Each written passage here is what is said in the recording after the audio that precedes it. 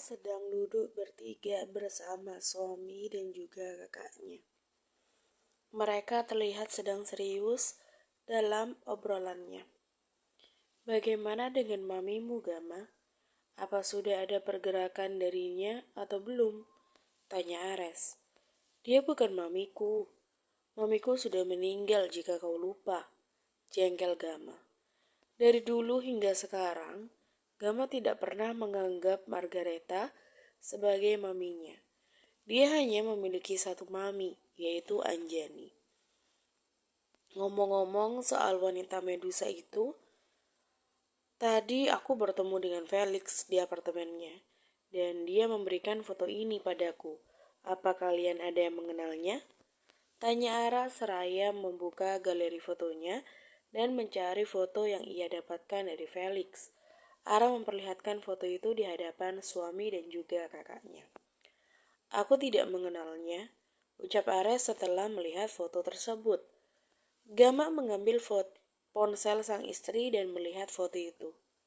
Doris Tritron, ucap Gama terkejut. Kamu mengenalnya, Hani? Tanya Ara melihat keterkejutan suaminya. Dia teman kuliahku dulu, tapi yang aku tahu, dia tidak di Indonesia, saut Gama. Apa masalahmu dengan dia, Hani? Tanya Ara. Gama akhirnya menceritakan semuanya dari A sampai Z, tanpa terkecuali. Doris Triton merupakan teman kuliah Gama saat di Harvard dulu. Dulu saat masih kuliah, Gama pernah mendirikan perusahaan di bidang properti bersama dengan Doris dan teman lainnya yang diberi nama PT Anteros Utama. Gama dan teman yang lainnya memiliki saham sebesar 55%, sementara Doris memiliki 45%. Suatu hari terjadi krisis di perusahaan tersebut. Doris mencurangi mereka hingga akhirnya semua saham diakuisisi oleh Doris. Setelah lulus kuliah, Gama tak langsung pulang ke tanah air. Dia mendirikan perusahaan di bidang yang sama yang ia beri nama Star Group. Nama tersebut ia ambil dari nama kesukaan ibunya, yaitu Star. Doris yang mengetahui Gama mendirikan perusahaan baru pun kerap kali mengajaknya bersaing dengan perusahaannya. Tapi sayangnya Doris selalu kalah dari Gama. Perusahaan Gama berkembang pesat dalam kurun waktu 3 tahun. Dan Gama memutuskan memindahkan perusahaan pusatnya di tanah air. Gama mengira Doris sudah lupa akan perselisihannya. Tapi ternyata mantan rekannya itu masih dendam hingga sekarang. Apa Triton Company juga termasuk perusahaan milik dia? Tanya Ares. 2 tahun yang lalu, Triton membuka cabang perusahaan barunya di negara ini. Shit, aku baru ingat kalau perusahaan Triton Company itu milik keluarga dia. Umpat Gama. Dia lupa dengan perusahaan milik keluarga Doris. Ara menghela nafas pelan. Suaminya terlalu terlena hingga tidak mengetahui keberadaan musuhnya sendiri. Lalu apa tujuan dia membebaskan Margareta? Bukankah Margareta tidak ada urusannya dalam perselisihan kalian? Tanya Ares. Margareta hanya dijadikan umpan oleh Doris. Karena Margareta dan Doris memiliki permasalahan yang sama, yaitu menghancurkan Gama, saut Ara. Kita harus lebih berhati-hati, terutama kamu, Hani. Karena orang-orang seperti mereka bisa saja berbuat nekat demi suatu tujuan. Mereka tidak akan puas sebelum orang yang ia benci menderita. Lanjut Ara mengingatkan mereka. Ares dan Gama mengangguk setuju. Apa yang diucapkan oleh istrinya itu benar. Mereka akan melakukan apa saja demi membalaskan dendamnya. Asal bukan anak-anak yang menjadi targetnya, aku akan menghadapinya, sayang. Aku khawatir mereka akan mengincar anak-anak, ucap Gama dengan cemas. Kamu tidak perlu khawatir, ada Vero yang menjaga mereka, ujar Ara menenangkan suaminya. Sejujurnya dia juga merasa khawatir dengan ketiga buah hatinya. Gama mengusap wajahnya dengan kasar, lalu menatap sang istri. Maaf, selalu membuatmu ikut dalam masalahku. Aku selalu menyusahkanmu, ucap Gama menyesal. Andai dia menyelesaikan masalahnya sebelum menikah, pasti istri dan anaknya akan tetap aman, tidak dalam bahaya seperti ini. Pukul 8 malam Ara sampai di kediamannya. Sadewa ikut dengan mereka karena ia tidak mau pulang tanpa sang dedi dan juga maminya. Jadi Ara membawa keponakannya pulang bersamanya karena lingkungan rumah sakit tidak baik untuk anak seusianya. Beruntung keponakannya itu mau ikut karena bujukan Triple. Kalian masuk ke dalam dulu. Papa ada perlu sebentar dengan Mama, Tita Gama. Baik, Pak. Dengan semangat mereka berempat berlari masuk ke dalam rumah. Maxwell menggandeng Millie agar adiknya itu tidak jatuh. Setelah melihat anak-anaknya masuk, Ara mendekati suaminya. Ada apa? Tanya Ara. Kamu melihat mobil hitam tadi? Mobil itu seperti sedang mengawasi rumah kita. Tanya Gama. Tadi, sebelum memasuki perkarangan rumahnya, dari kejauhan Gama melihat mobil hitam yang parkir tak jauh dari rumahnya. Gama yang melihat itu pun merasa curiga. Tidak mungkin itu mobil milik tetangganya. Rumahnya termasuk komplek perumahan elit. Jadi tidak mungkin tetangganya tidak memiliki area parkir. Kita cek lewat CCTV, Hani, aja Ara. Gama mengangguk dan mereka berdua bergegas masuk ke dalam rumah. Mereka mengecek ke kamar anak-anaknya terlebih dahulu. Ceklek. Ara membuka pintu. Terlihat mereka berempat sedang bermain bersama. Gama dan Ara pun masuk ke dalam kamar. Kalian sedang apa? Sudah cuci kaki belum? Tanya Gama sembari mendudukkan tubuhnya di tepi ranjang putranya. Sudah, Papa. Kami juga sudah menggosok gigi. Iya kan, Bang? Jawab Mili meminta dukungan pada abangnya. Anak pintar, ucap Gama dan mengusap kepala putrinya. Pelayan datang sambil membawa 4 botol susu atas permintaan Ara. Terima kasih, Bi, ucap Ara menerima botol susu tersebut. Sama-sama, Nyonya, ucap pelayan dan pamit keluar dari kamar Triple. Sudah malam, kalian harus tidur, jangan sampai besok telat bangun. Tita Ara sambil membagikan botol susu itu pada mereka. Mereka merebahkan tubuhnya di ranjang masing-masing.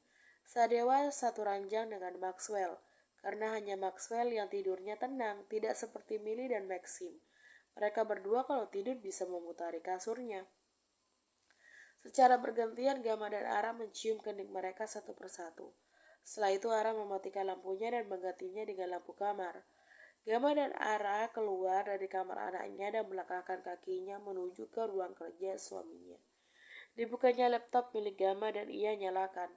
Gama langsung membuka rekaman CCTV yang ada di depan rumahnya. Gama mempercepat rekaman CCTV-nya. Dia baru tahu kalau mobil itu sudah berada di sekitar rumahnya sejak tadi siang. Karena memang penjagaan cuma ada di dalam gerbang, bukan di luar gerbang.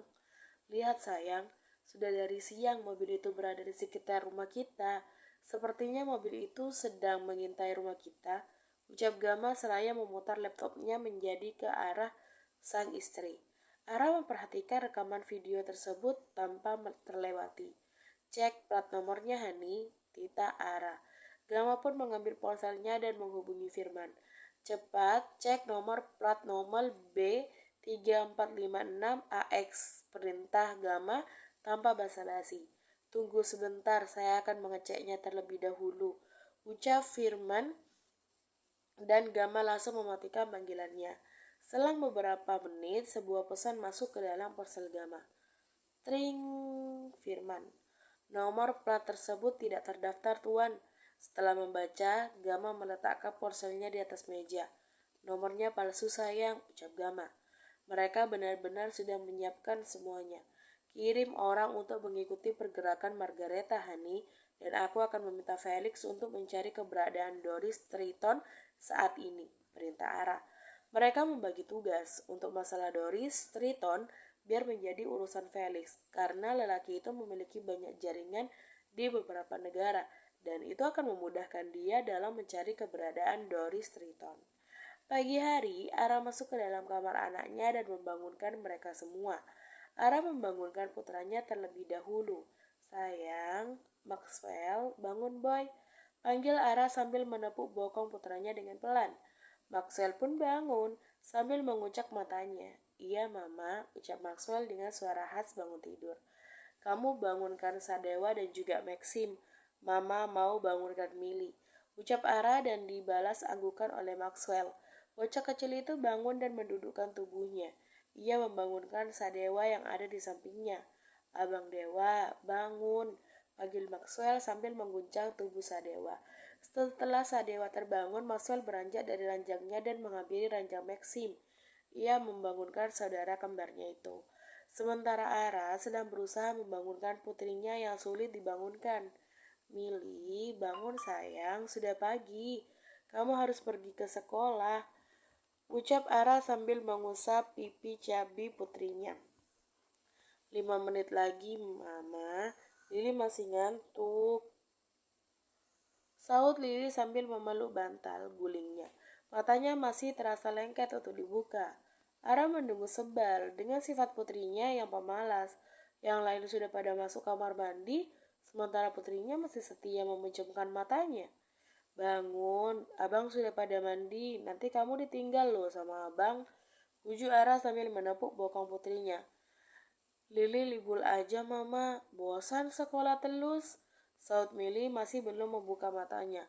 Enak aja, bosan apanya orang di sekolah juga cuma main, seru Ara. Tiap hari main terus, bosan Lili. Lili mau tidur aja sekalian healing, ucap Mili. Ara menganga, dari mana putrinya itu tahu kata healing? Kenapa harus healing? Memangnya putrinya kenapa? Ceklek. Gama masuk ke dalam kamar anaknya menyusul istrinya yang sedang membangunkan putrinya. Dia masih belum bangun juga sayang, tanya Gama seraya melangkah maju menghampiri istrinya. Belum, katanya tidak mau sekolah, mau tidur aja sekalian healing. Terang arah membuat Gama terkekeh. Putrinya memang selalu membuatnya gemas. Kamu bantu Maxim dan sama Maxwell aja, biar aku yang bangunkan Millie, titah Gama. Ara mengangguk setuju. Ia beranjak dari ranjang putrinya lalu menghampiri putranya yang baru saja keluar dari kamar mandi. Sementara Gama duduk di tepi ranjang putrinya. Mili, bangun sayang, kamu mau batagor tidak? Gama mengiming-imingi putrinya, karena ia tahu kalau putrinya sangat menyukai batagor. Dan benar saja, putrinya langsung membuka matanya. Mana batagor na papa? Pelut na Lili lapal ini, minta Mili. Ara merotasi bola matanya dengan malas. Dari tadi aja putrinya sulit dibangunkan. Giliran dengar batagor aja langsung bangun. Tidak ada batagor, sekarang kamu harus mandi dan berangkat sekolah, tegas Gama. Libur sehali ya papa, Lili sudah pintar Lili, negom Lili. Pintar apanya, membaca aja belum bisa, ledek Maxim. Nyambung aja dasar kabel lusa. Wajar Lili belum bisa baca, memangnya kamu sudah bisa baca? Mili tidak terima, kita sudah bisa baca, kamu aja tuh yang belum, iya kan bang? Saud Maxim minta dukungan pada Sadewa dan juga Maxwell. Maxwell dan Sadewa pun menganggukkan kepalanya membenarkan ucapan Maxim. Maxim yang melihat itu pun tersenyum penuh kemenangan. Menyebalkan. Mili merenggut sebal. Gama mengangkat tubuh putrinya dan menggendongnya. Mili harus rajin belajar biar bisa baca seperti abang. Mili gak mau kan diledek sama abang? Ucap Gama lembut sambil membawa putrinya ke dalam kamar mandi. Belajar terus, ngebul otaknya Lili, protes Mili yang memang tidak suka belajar. Putrinya itu selalu beralasan kalau disuruh belajar. Dia harus disogok sama makanan dulu baru mau belajar. Otak apa kompor bisa ngebul segala. Ledek Gama menurunkan putrinya di bawah shower. Sekarang mandi, nanti kamu ditinggal sama abang, ucap Gama. Papa keluar, Lili mau mandi sendiri, mengusir Mili. Papa mandikan aja, kamu kalau mandi sendiri lama, pasti sambil main dulu. Tapi Lili malu papa, seru Mili. Malu sama siapa? Di sini kan cuma ada papa sama Mili aja. Gama tidak habis pikir dengan putrinya. Memangnya malu dengan siapa? Tidak mungkin kan malu dengan papanya sendiri. Malu sama papa, ucap Mili. Gama menepuk keningnya sendiri. Bisa-bisanya putrinya itu malu padanya. Tidak tahu aja kalau dia berasal dari benihnya. Sejenak anak-anaknya sudah bisa berjalan. Ara tidak pernah lagi membandingkan putrinya satu ruangan bersama sang putra. Ia selalu memisahkannya. Ara sengaja melakukan hal itu agar putrinya tidak sembarangan memperlihatkan bagian tubuhnya di hadapan lawan jenisnya.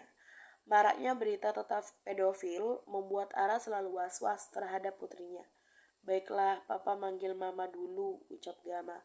Lelaki itu keluar dari kamar mandi dan memanggil sang istri. Gama menggiring putranya dan juga keponakannya turun ke bawah untuk sarapan bersama.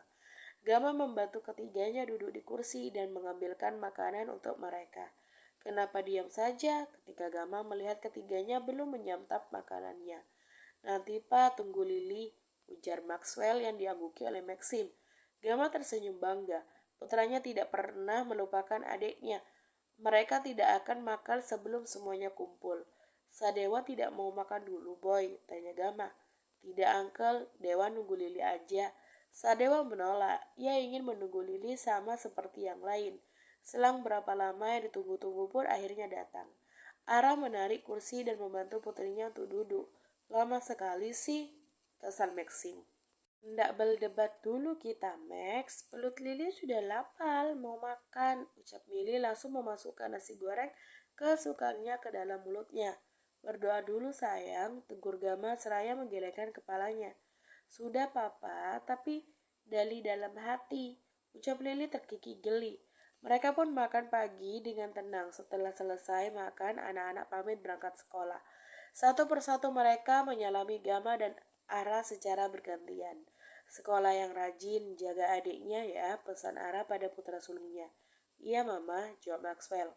Abang, tolong bawain tasnya Lili. Tasnya berat, Lili ndak kuat. Pinta Mili padahal tidak berat sama sekali. Di dalam tasnya hanya ada 3 buku saja. Kebiasaan, dengus Maxwell. Tapi meskipun begitu, dia tetap membawakan tas milik adiknya. Gama dan Ara mengantar mereka sampai depan rumah. Vero sudah menunggu mereka di samping mobil. Selamat pagi Om Monster, sapa Mili seenaknya. Om Vero Mili, bukan Om Monster, tegur Ara tidak suka. Susah namanya Mama, Lili tidak bisa bilang Om Pelo. Keluh Lili, selain tidak bisa huruf R, dia tidak bisa menyebut huruf F. Sudah tidak apa nyonya, ucap Vero. Ia tidak merasa keberatan dengan panggilan gadis kecil itu.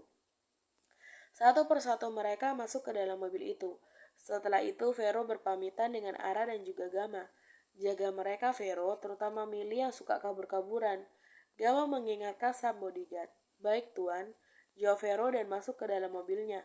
Perlahan mobil Vero mulai melaju meninggalkan mansion. Vero mengemudikan mobilnya dengan kecepatan sedang. Sesekali Vero melihat ke arah spion. Dia melihat mobil hitam yang tepat di belakang mobilnya. Mobil hitam itu seperti sedang mengikutinya. Vero sengaja memelankan laju mobilnya. Ia ingin melihat mobil tersebut akan menyalipnya atau menunggunya. Karena kebetulan jalanan lenggang dan bisa digunakan untuk menyalip, tapi ternyata mobil tersebut ikut memelankan laju mobilnya. Mobil itu tidak mendahului mobilnya. Vero semakin yakin kalau ia sedang diikuti. Anak-anak, pegangan yang kuat, perintah Vero. Bersambung.